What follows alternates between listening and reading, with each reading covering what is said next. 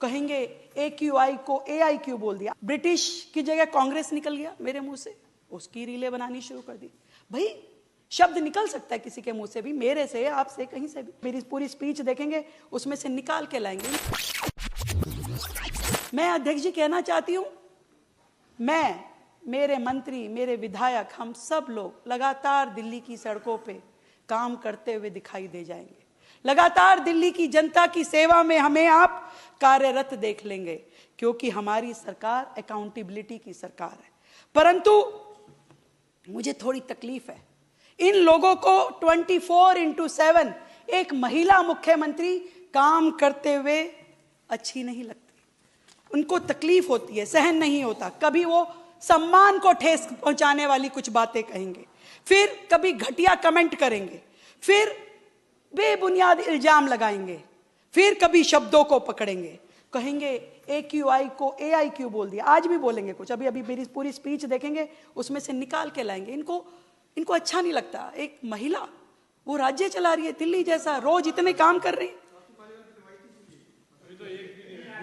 ये तकलीफ है मुझे इस बात की, जिस तरीके से इन लोगों का व्यवहार रहता है।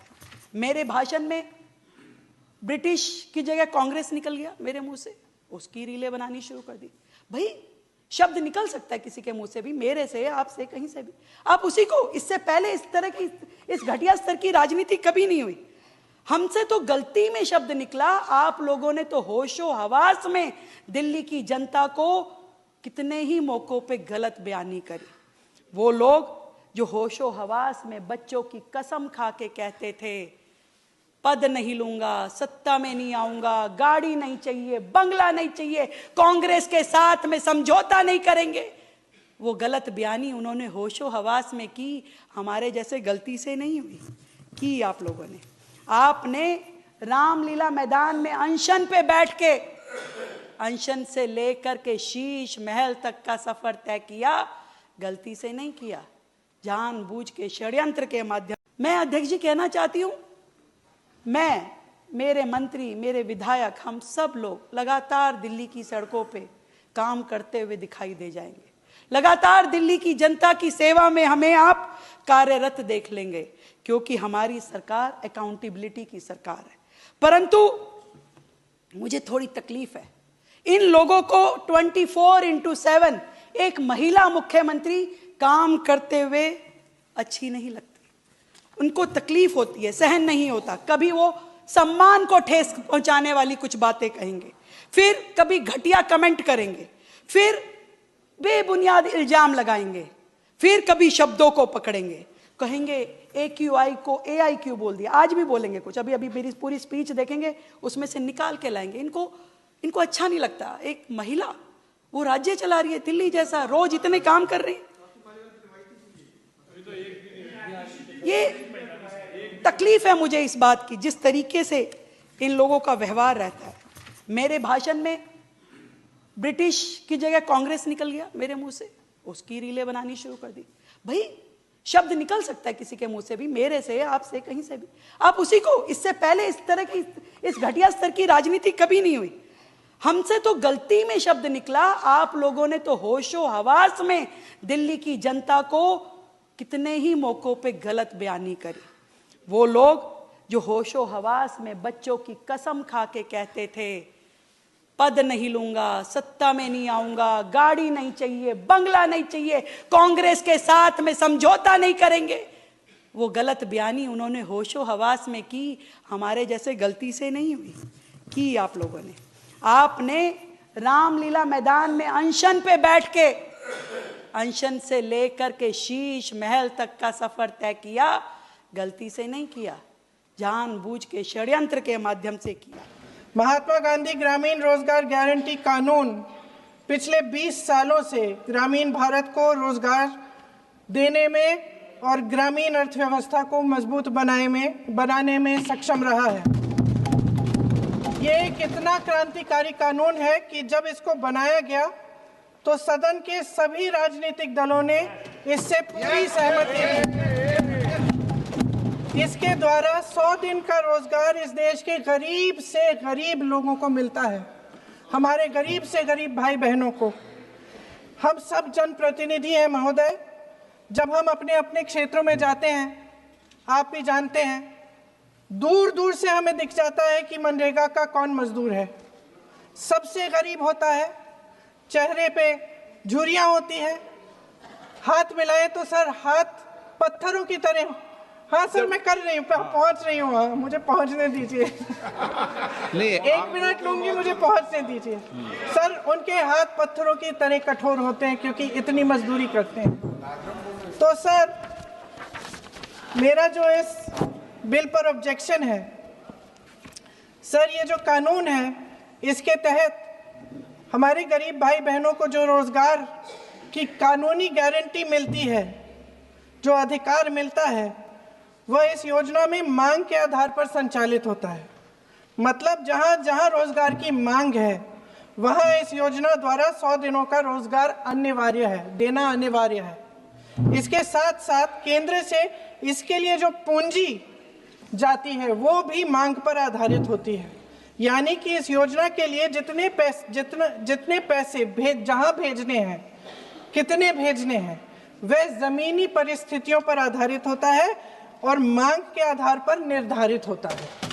सर इस विधेयक की अनुसूची 1 में उपनियम 4(1) और 4(2) द्वारा केंद्र को इजाजत दी गई है कि वह पहले से ही निर्धारित कर लें कि कितनी पूंजी कहां भेजी जाएगी। इससे संविधान के 73वें संविधान संशोधन को नजरअंदाज किया जा रहा है। सर महोदय, इसके जरिए ग्राम सभाओं को इस योजना की मांग की जमीनी परिस्थितियों के आधार पर तय करने का पूरा अधिकार दिया जाता था। आज वो अधिकार कमजोर किया जा रहा है। सर आखिर बात है, 1 मिनट, जब आप इस पे पूरी डिटेल चर्चा हो तो आप डिटेल बोलना। इस पे आपकी पार्टी शुरुआत है सर, अभी ये शुरुआत है। सर जो हमारे संविधान की जो मूल भावना है कि हर एक व्यक्ति के हाथों में शक्ति होनी चाहिए, वही मूल भावना पंचायती राज में है और उस मूल भावना के विरोध है ये जो अधिनियम जो ये विधेयक आ रहा है। सर इस विधेयक के जो प्रबंधन है जिससे रोजगार का जो अधिकार है, कानूनी अधिकार है, वो कमजोर हो रहा है, वो हमारे संविधान के विपरीत है। सर ये हमारे इसी सदन ने ये कानून बनाया और इसी सदन ने ये अधिकार जनता को दिया है। ओके। सर एक और है सर, महात्मा गांधी मनरेगा में 90% अनुदान केंद्र से आता था। इस विधेयक द्वारा ज्यादातर प्रदेशों में अब 60% आएगा, इसको घटाया गया है। ओके। सर इससे प्रदेशों की अर्थव्यवस्था पर बहुत भार होगी और खास तौर से ये वे प्रदेश जिनकी अर्थव्यवस्था पहले से ही केंद्र की ओर से जीएसटी के बकाये के इंतजार में है। ओके, माननीय सदस्य।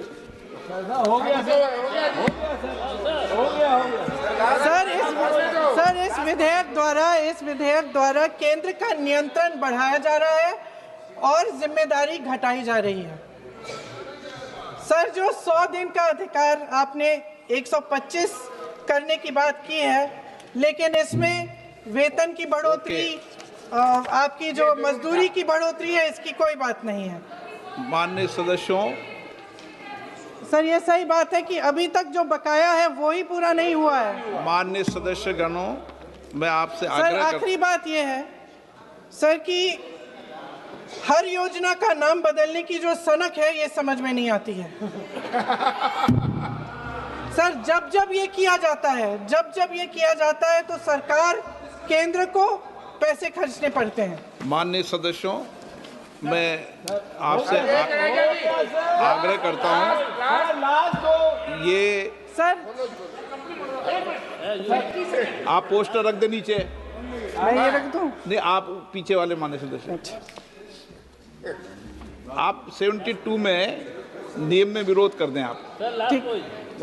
सर आखिरी पॉइंट है कि बिना चर्चा के, बिना इस सदन की सलाह लिए इस तरह से जल्दी में विधेयक को पास नहीं होना चाहिए। सर ये विधेयक वापस लिया जाना चाहिए। इसके बदले में सरकार को एक नया विधेयक पेश करना चाहिए। खत्म करूं। महात्मा गांधी जी मेरे परिवार के नहीं थे, लेकिन मेरे परिवार जैसे ही हैं और इस पूरे देश की यही भावना है सर।